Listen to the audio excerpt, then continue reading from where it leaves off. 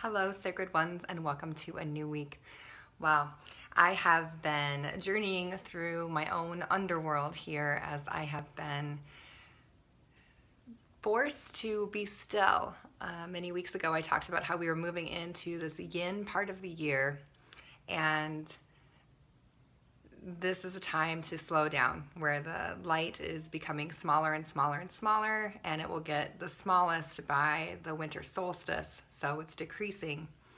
And it's often a time of the year where archetypally Persephone descends into the underworld to return to live with her husband Hades, and she rises again in the spring when the earth comes back to life. So we're going through a time of decay and a stripping away of whatever has come to fruition, and the life is no longer in the leaves of the things that we have grown, and the leaves are falling back to the ground, and we are coming back to our core.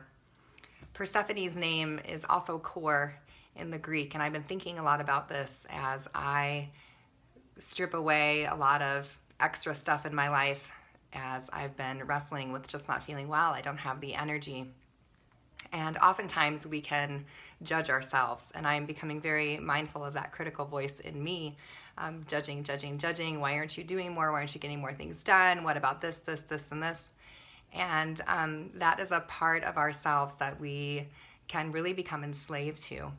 And this is why, for me, in the spiritual life, whenever I start to hear perfectionism, my radar goes up, because perfectionism is not true spirituality. Perfectionism leads to the kinds of energy of like a dictator, of wanting to control everything, of wanting to have power over everything, and doing it in a way where other parts of the community or other parts of self are ruled by fear and ruled by domination, and it keeps us in this way of living of slave mentality, of where there's powers on top and powers below, and this idea that there's have and have-nots, as opposed to the sacred community where all belong in the sacred symmetry of life, which is really what true spirituality is about.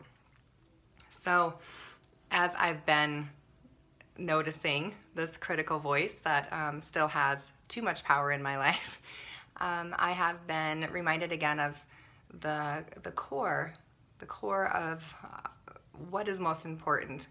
The simple moments of being comfortable, of being able to breathe fully into the body, the quiet, the peace, the time to rest, the yearning for clean air, clean food, all of these things that our biology needs in order to thrive and to be whole. These things are becoming more difficult to attain. Just this past week, we rose above the CO2 levels that has never happened before on our planet, and some scientists are saying that we're at a place of a point of no return. And this can all sound very scary and dreadful. And we're also waking up. And that is where the hope is, that we are waking up to our essential connection to nature as human beings, as a part of this beautiful creation, that we are codependent and we coexist, and we are in relationship with nature. Yesterday, my son and I went out and we were picking apples, and he got completely attacked by mosquitoes. And they just seem to love him for some reason. He sits indoors a lot and plays more video games than I'm comfortable with. So we are working on negotiating, coming into a better balance. And so he was telling me how much he hates nature. Nature attacks him, and he has this experience of being attacked by nature. And that is an experience that's very old, and it goes back in time with this idea that nature is evil, that we need to dominate nature, all these different interesting ways of thinking about nature. She's going to consume us, and in order to become this enlightened race that we need to conquer her. So very much a part of the fear of the human psyche, of being overwhelmed by powers greater than ourselves. And there's been a lot of different movements that humanity has gone through to try and assuage those fears and to try to control and dominate, right? In order to feel like everything is tangible and known. And so there's been this kind of exorcism of the mystery from our lives, and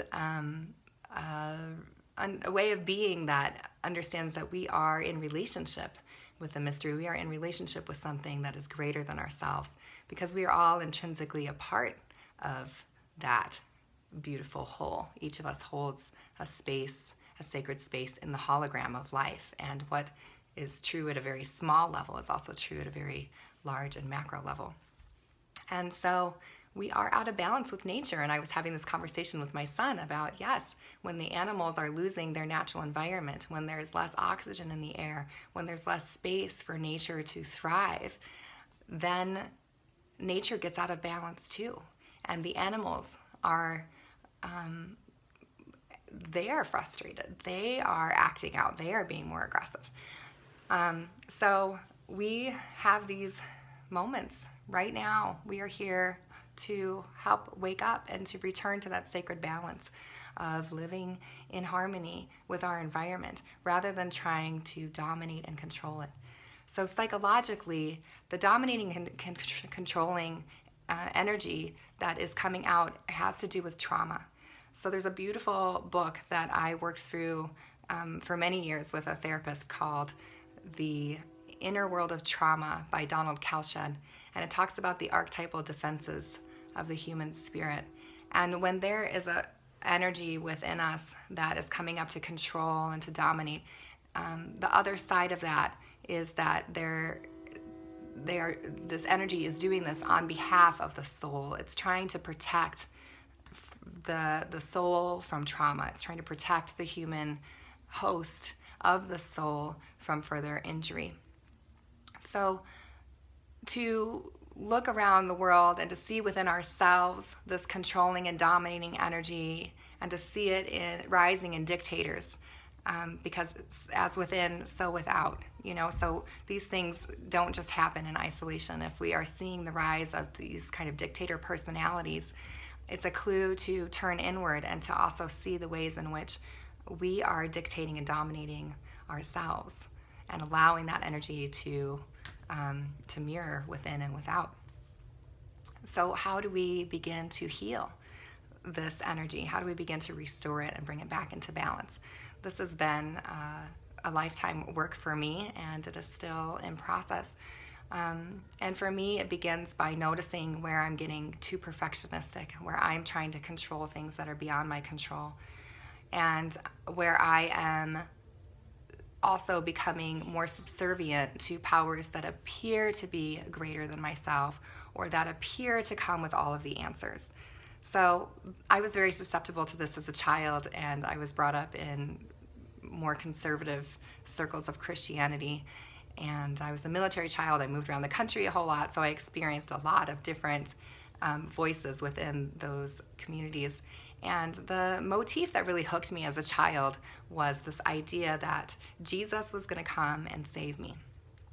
And it's a beautiful story, and I want to continue to tease out what actually salvation looks like, because there's a way in which that phrase can be true, very true, and can carry a lot of hope. But there's a way in which it has a shadow side to it, and where it can kind of hook us and enslave us to living in the slave-like structure where we are subservient to a power greater than ourselves, or we are dominating others in order to survive or make a living, or whatever we feel. We have to make these Faustian bets with the devil in order to get by, or to just be an adult.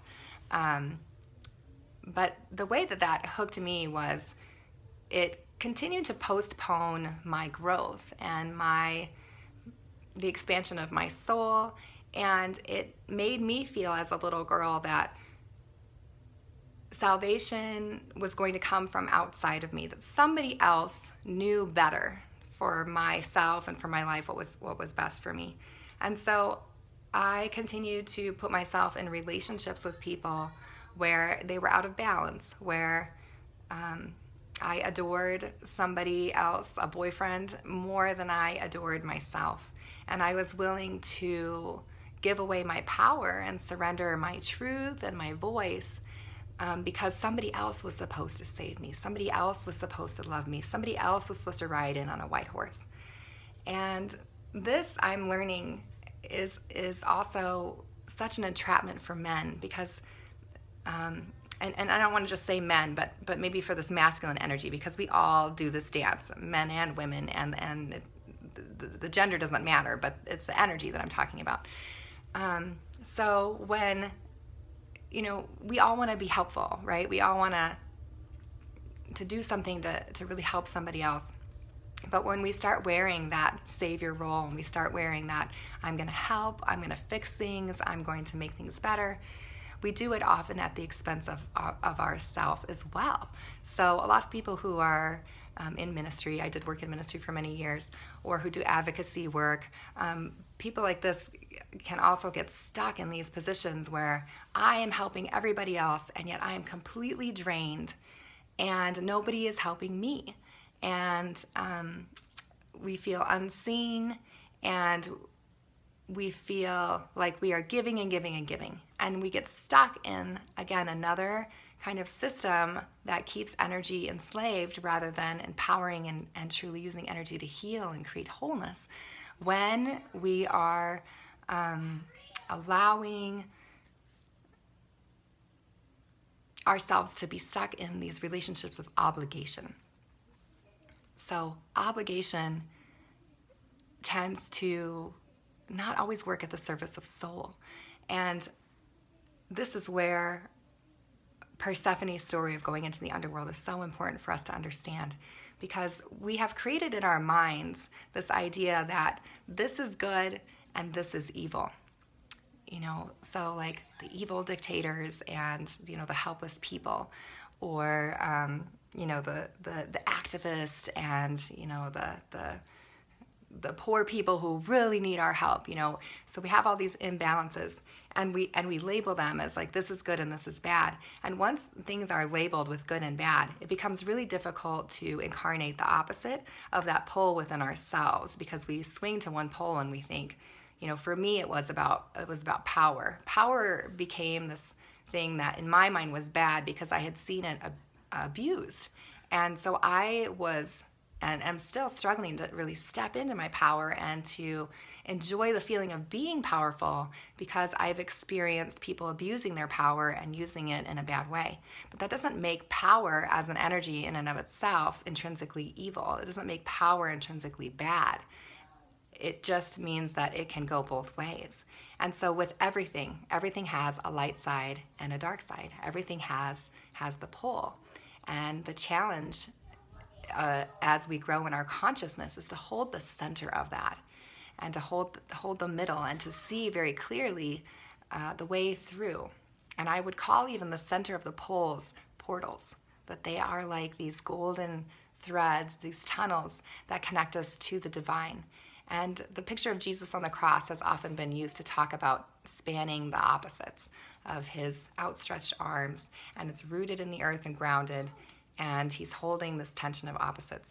Well, us too are called to hold those same tension of opposites, and to see that all things that arise within our human consciousness, all of the energies, are essentially polarities that are asking for integration and asking for us to become more conscious of how to use these energies in a way that serves our wholeness and serves the wholeness of the greater good, rather than using it for power over or to dominate or to control.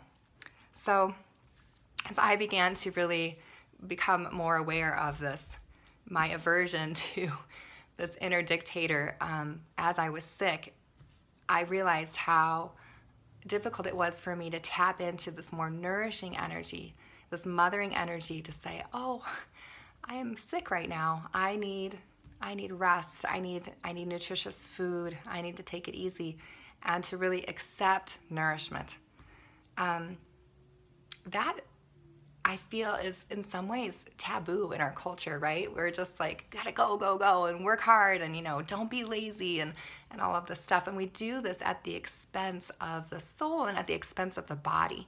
And so as I move into my wholeness, I'm becoming more aware of these different taboo thresholds as like, oh, I've been given this program or this thought that if I truly rest and if I truly receive, which is a very feminine way of being, that all these evil things are going to happen. Like you're going to go into the underworld and you're never going to get out. Where does this idea come from? Well, the idea of hell, for much of my growing up existence, when it was talked about in Sunday school, hell was a place that you went to be punished. You went there because you were bad, and you went there at the end of your life, and you're going to stay there forever. And so even when I get sick, it's like, oh, I'm going into the underworld, and there's this sense of I'm being punished. I must have done something wrong. Here I am, this yoga teacher, and I'm trying to promote health, and I'm being punished. I didn't do something right, or whatever, which is ridiculous, right? Because we're human beings and we live in a community, and I either caught it from my kids at school, or it was drinking. I finished off the chalice after I served at church, and I drank everybody's germs at church one week. So there's, this is a part of being human, and a part of healing also, because the body gets, it learns how to find equanimity, and it learns how to find balance by getting dirty. So, we just realized, hey, this antibiotics thing, this antibiotic soap is not so great. It's killing all these essential bacteria that we need to keep the balance. So we're not creating these super bacteria that we can't, fight against. So we are learning in many ways to find that center portal, rather than creating these huge poles on either side. So hell used to be called the underworld in Greek mythology. And it was understood that the underworld was a place that humanity journeyed through in their lifetime, maybe many times. Some of us are there more than others. And I know for me, part of my awakening has been to realize that is a part of my realm, that that's a place that I go frequently. I know the terrain, and I'm learning the keys of resurrection, because this is the journey of the ancient goddess. So one of the oldest stories in humanity is actually the story of Inanna and Ereshkigal. And I want to get so much more into this, and I know that I can't go on for an hour, but I probably could. So I'm thinking about creating some webinars to really dig into this stuff further. But I'll just say that in this ancient myth of Inanna and Ereshkigal, Inanna descends from heaven, and she moves into the underworld where her sister Ereshkigal reigns. And Ereshkigal, her role in the wholeness of life is that she is the dark mother. She is the one who oversees all things that happen, especially in the dark realms. So when we think about in our daily life, like all the ways in which we protect ourselves from seeing things that are too yucky, and we all do this in many different ways. Like we don't want to think about that, we don't want to go there, or we have this kind of spirituality that is like, just think about happy things. And I remember hearing a lot about this in Christianity when I was growing up. It's like there was this kind of like happy, clappy environment, like just be happy for Jesus. Don't you dare feel sad, or you're going to be hurting Jesus's feelings because he died for you. So how dare you feel anything? Which is just kind of crazy. So we disassociate. Here that is the protector persecutor. That is the controlling critic again, that's trying to protect us from trauma. It says, oh, we've been hurt when we've gone there before. We don't want to get hurt again. Except the solution is not to control. The solution is not to feel. The solution is compassion. And that is the key in this ancient story of Inanna and Ereshkigal, that Ereshkigal, she sees the deep suffering, and she has to. So we can think about all the suffering that humanity has ever encountered, or all of the suffering of the universe that exists. Somebody, some energy knows it and sees it. Now, that may not be our realm to hold, but it exists in the hologram of life. And the more we avoid it, the more we say, I don't want to integrate that part of existence. I don't want to look at my own suffering. I don't want to look at the world's suffering. I don't want to look at other people's suffering. I'm just going to live in my own world. Actually, the bigger the suffering grows. Carl Jung used to say that the more we try to repress what is unconscious, the more we try to remain unconscious to it, the bigger the unconscious gets, because all of life, all of energy is moving towards reconciliation. It's moving towards integration. So don't resist the integration. Allow the integration to happen. And it can be scary to continue to grow and to continue to see some of the truly scary, horrible things that exist in life. But at the same time, those things exist in a realm of the underworld, and it's not the only realm that exists in the universe. There are other realms as well, and so we are working to integrate and to find balance. But we are at a time when collectively our journey is one of coming out of the underworld and becoming conscious, just like Inanna when she came out of the underworld and went back to heaven, or like Persephone, and she came out of the underworld. So it is interesting, we have the story of Jesus descending into hell.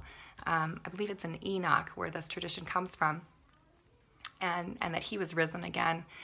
And though Jesus' story of descent and resurrection, it actually comes after this long, long tradition of the goddesses who lived in the underworld and who knew and understood the cycles of death and rebirth, because this was a feminine way of being and knowing. As women cycle, every month we are, especially when we're in tune with nature, we are in tune with the moon, and we are moving cyclically within our own bodies. So this is an aspect of the whole. This is an aspect to which we all belong as a human species. So as we behold whatever arises with compassion, whether it's suffering or sickness, or looking at the way that the world is, looking at, watching the news, watching politics, when you see yourself start to despair, rather than letting despair possess you, or rather than protecting ourselves from despair by just denying what's there, instead to practice this practice that we do in yoga, is this very ancient practice of compassion, of turning towards whatever arises with compassion. And when we do that, we notice that there's different parts of selves. So we're not possessed by this emotion or this feeling or this fear, but we step back and we say, oh, I'm sick right now. You poor thing. Or, oh, that is really scary. I see that you're scared. Or, I'm feeling very angry right now. Whatever it is that we're feeling. And rather than letting the feelings possess us, to turn with compassion and to notice this is a part of being human. This is a part of our human experience, and it is multifaceted, and it contains everything. All parts of self are welcome and are coming into consciousness and are working to find that center point of balance. And as we step into compassion, we're stepping into the energy of the Great Mother, the Mother who holds all. Someone had said recently that the yin and the yang energy are coming into balance, and we can think about that as masculine and feminine energy. But the circle around the yin and the yang structure is the womb. And so when we are able to step with compassion and to notice whatever's happening with compassion, we are all stepping into that great divine feminine energy. and are able to compassionately witness. And when we compassionately witness, we transmute and we change the dynamic of the powerful inner critic and whatever perceived weak parts of selves that are being dominated, we transform that. And so when we do that within, so within, so without. So this is the way through. This is the portal. These are the keys to transmuting communities that are being ruled by tyrants or being ruled by fear, to collectively, as we each practice compassion, we create a new internal reality that must manifest in the outer world, as within, so without, as above, so below. So many blessings this week as you and I continue to practice having compassion towards ourselves, having compassion in the world, and cultivating a sense of deep self-love, which I will talk about more later. So thank you for watching. Many blessings on your week. Namaste.